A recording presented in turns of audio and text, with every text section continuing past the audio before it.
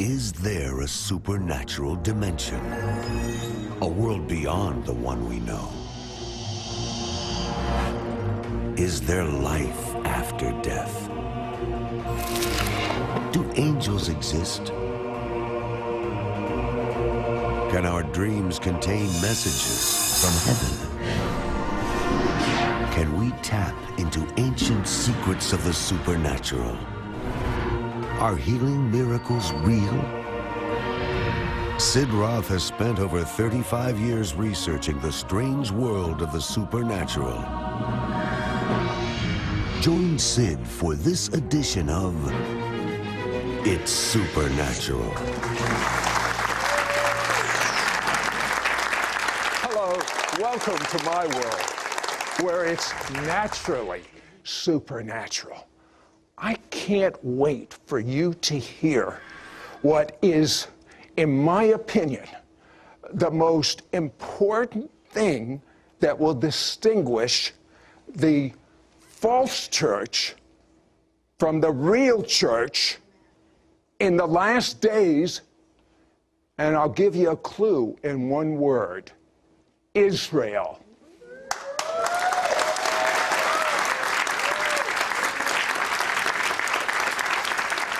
Now, my guest, Sandra Teplinsky, like myself, was raised in an Orthodox Jewish home. She went to an Orthodox synagogue, and when she got to college, she decided, I want to think a little for myself. She investigated different religions. Finally a New Testament came in her hand. Did you feel funny reading that, Sandy? Well, I was brought up to believe it was the forbidden book, and actually the only reason that I took one in my hands and read it was that I was attempting to disprove the gospel. Well, what happened? I know what happened. Well, the interesting thing is that having read so many other religious books on my quest for God, that when I read the New Testament, it conveyed a love and a life force, which we know is the Holy Spirit, that seemed to jump off the pages into my heart like nothing else that I had read. And it was also so Jewish a book. It was so Jewish that as I flipped through the pages, and I actually did much more than flipping, I studiously poured through them, I thought either this is the world's best kept secret, if this is what so-called Christianity is, or because I'm finding myself believing it, and I'm finding it so consistent with the Old Testament, which we knew as the Hebrew Scriptures, that if I believe this, I am really going to hell. I'm doomed. It's one extreme or the other. So why did you proceed with such a repercussion potential? Because I became convinced it was true. And when you are convinced that God is God and that truth is truth, what can compare with that? You have no choice. So then Sandy goes on and she becomes an attorney. And I would like a Messianic Jewish attorney to tell me why your position on Israel is one of the major dividing lines of the true church and the false church. Take me to a couple of scriptures, Joel 3:2 and Zechariah. Joel 3:2 refers to something that takes place in the context of the end times. God says that he is going to judge all the nations that have divided up his land. It's a very serious matter in God's eyes. And as we know, Israel has been divided up already many, many, many times. And sadly, the scriptures indicate even more to come. And Zechariah 12:3. Zechariah 12:3 talks about God gathering all nations to surround Jerusalem as if in a military assault, causing Jerusalem to be a burdensome stone to all nations. And yet God says that he will cause those nations that surround Jerusalem to become burdened by their assault, and God himself is the one to retaliate and to release judgment on the nations.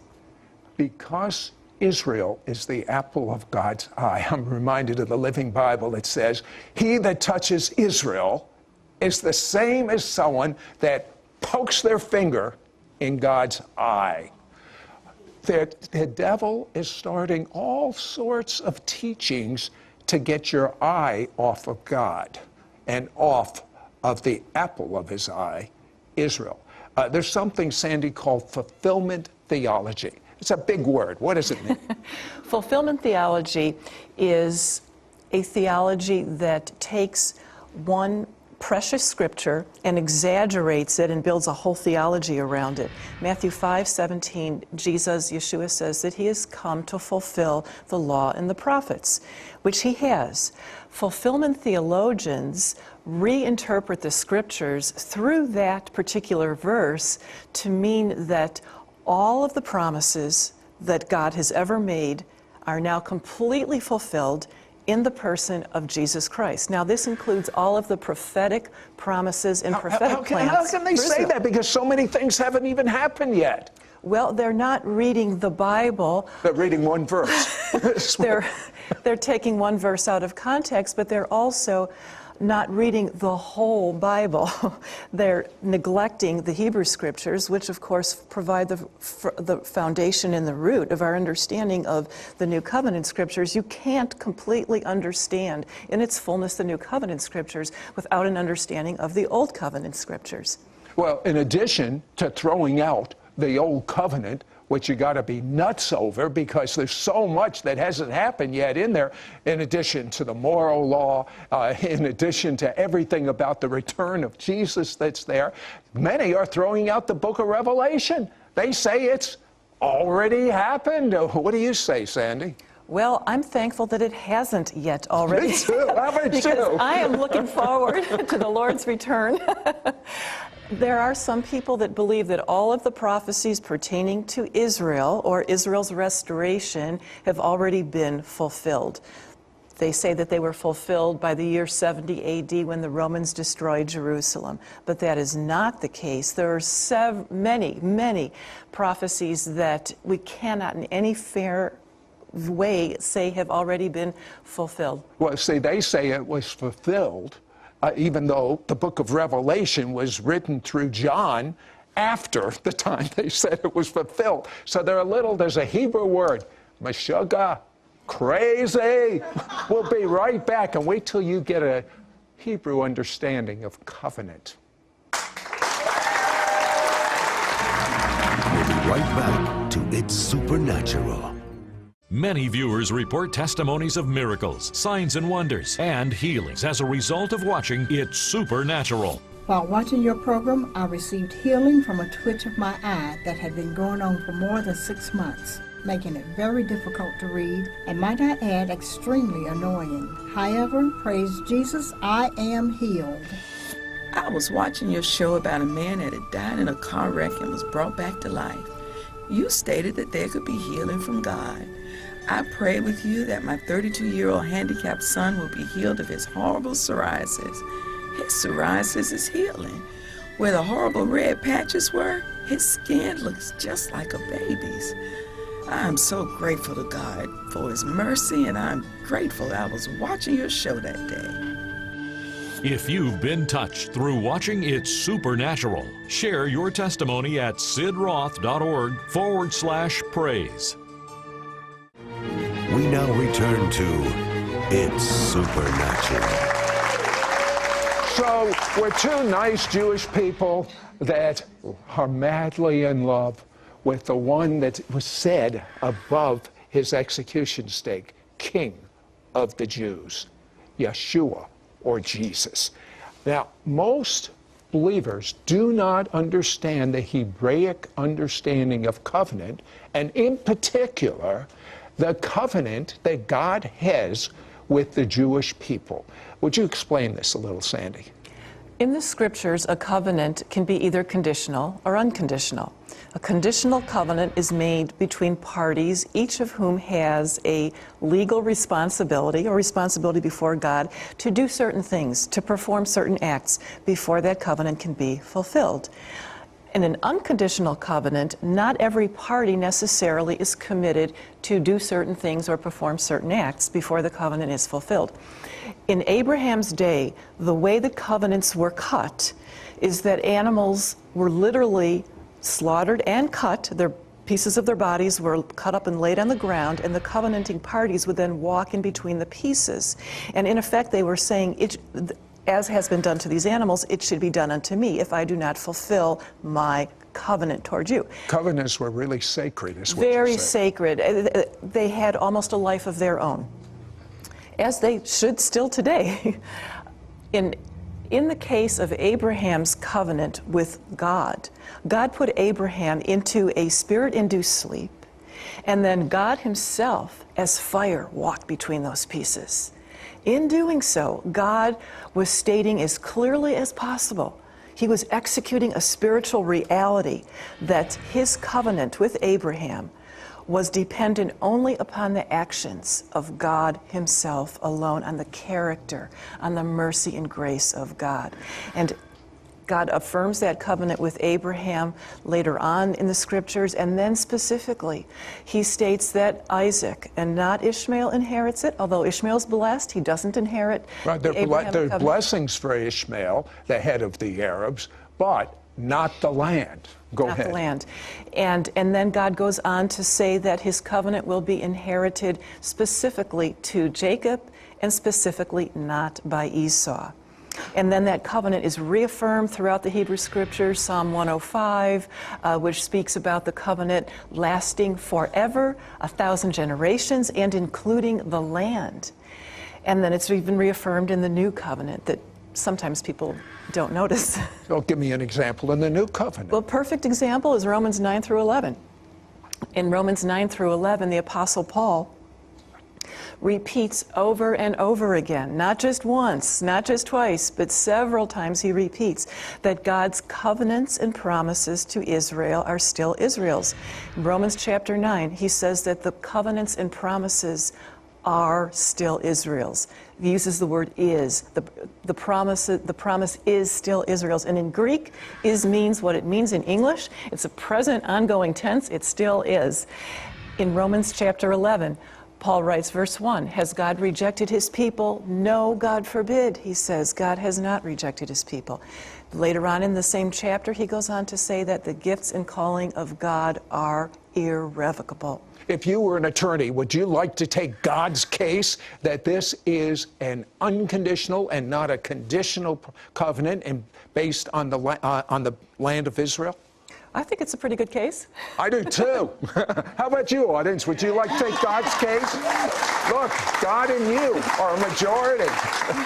Okay, Sandy, tell me about, well, I heard this by a wise man once who's now in heaven. He says, God uses Israel to judge the nations, but he judges Israel for sin himself. I guess it's founded in Genesis 12:3. Explain that.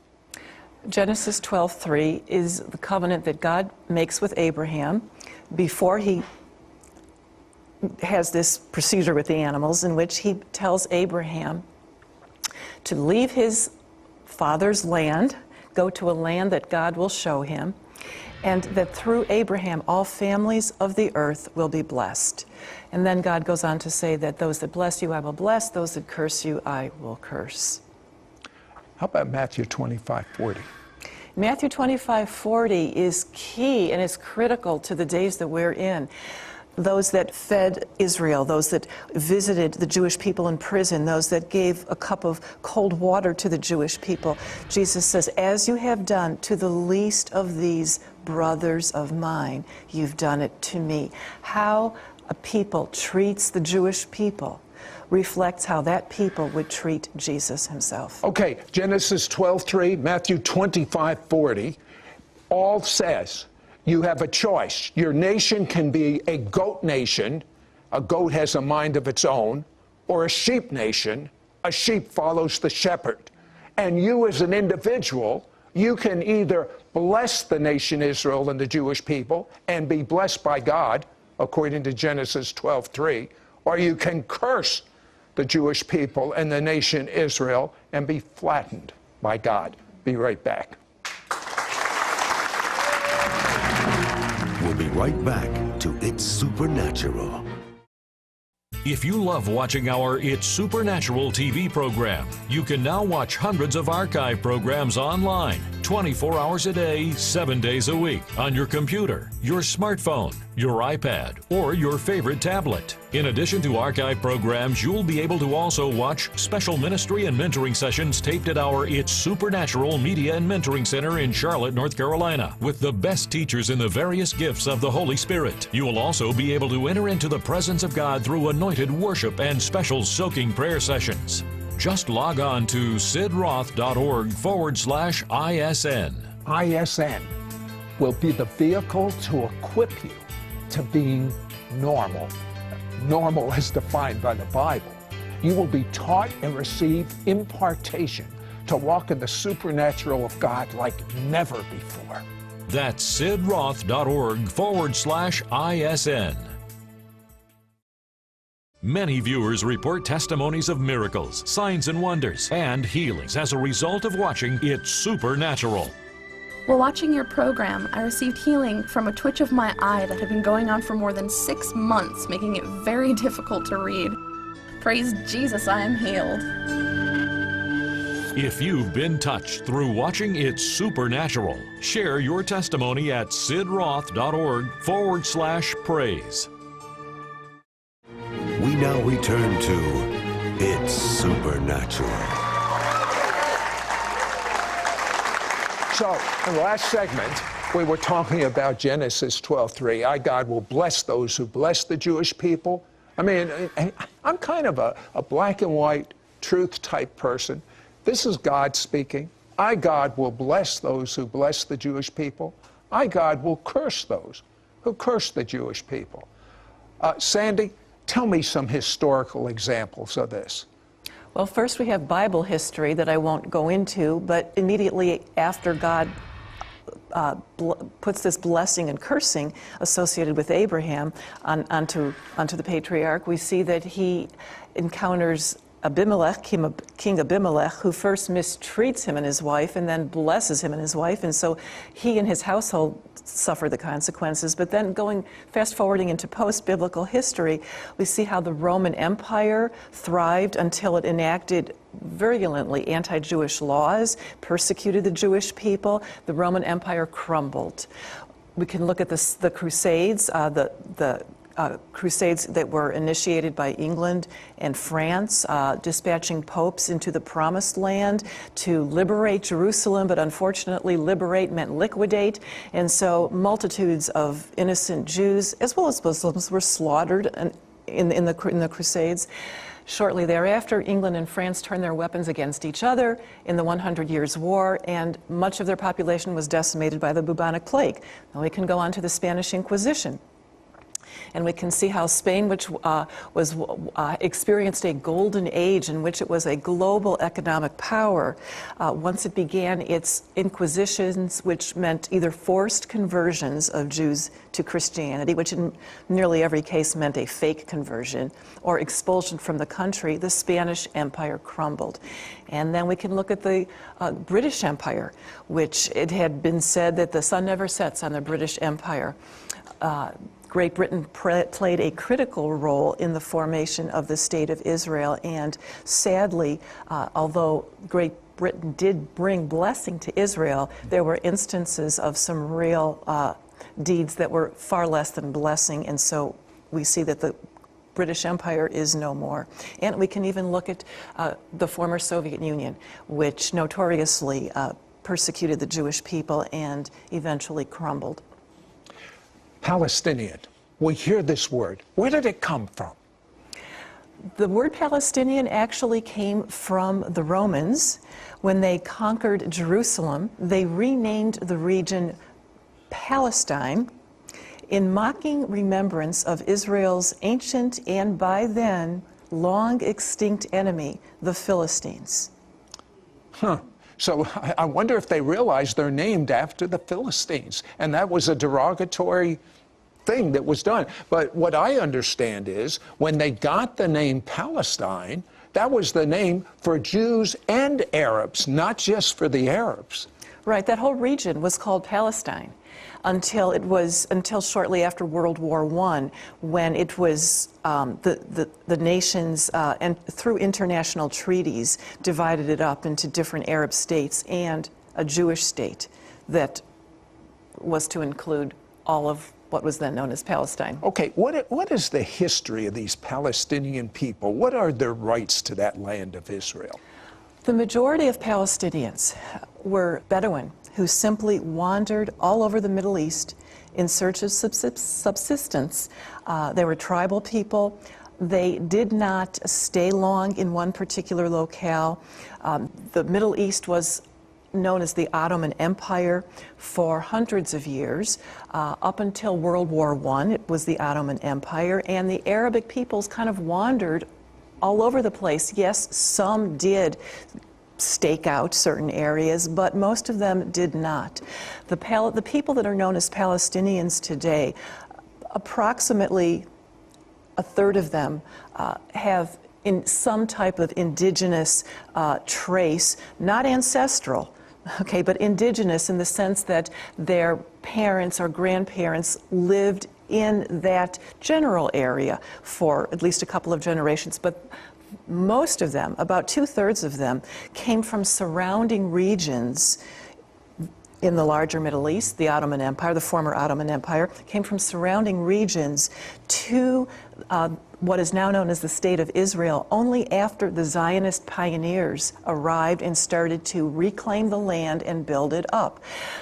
What we know as the State of Israel today was mostly desert and swampland up until then. I remember a description by Mark Twain when he saw it. He said, "Who in the world would want this land?" But it's as if when the Jewish people returned to the land of Israel, the desert blossomed as a rose, and so then they want it. Well, let's fast forward a little bit. You maintain that the media is, what was the word that you used? It was not Hollywood, it was... Pallywood. Pallywood. Explain that. Pallywood is a term that's been coined to reflect that much of what we see in the not only mainstream media, but even social media, even not so mainstream media these days, that depicts scenes of conflict between Palestinians and Israelis are fake scenes.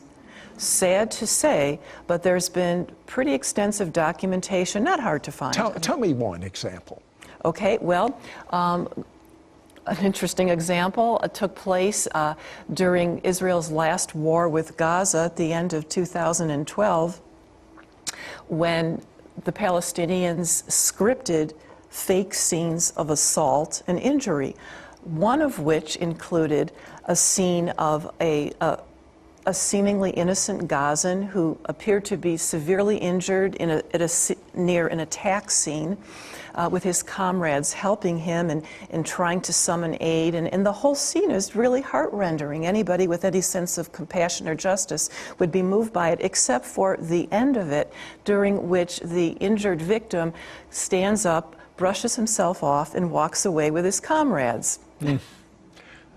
Well, is it true that the terrorists have hospitals and schools filled with sick people and children, and they put the rockets that they're flying into Israel there, so when Israel tries to get rid of the rockets, they kill innocent men and children? The militant Muslims, the Islamists, intentionally maximize civilian damage, in large part to gain sympathy for their cause against Israel. Among themselves, they will laud such victims as martyrs and honor them in Arabic. And then to the West, in English, they will lament and wail about the so-called brutality of the Israeli Does Israel really warn them before they attack? Absolutely. The Israeli army, unlike any other nation that I'm aware of in the world, before a planned assault will drop leaflets, will radio a warning. We'll call cell phones. Every cell phone in the region will get a text saying, we're going to attack now, so My leave. goodness. I'll tell you, Esther is a type of the end-time church. And Mordecai said to Esther, Esther, church, if you don't stand up for the Jewish people in Israel at this time, God will raise deliverance from another source. But Esther, who knows if you've not been called to the kingdom for such a time as this?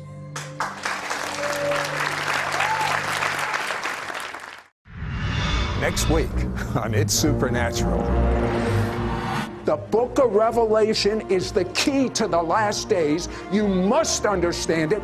My guest has invested 80,000 hours researching the scriptures and is considered a pioneer in understanding the Hebraic roots of the faith, and putting the two together, you will understand the end-time book for the Bible, the book of Revelation.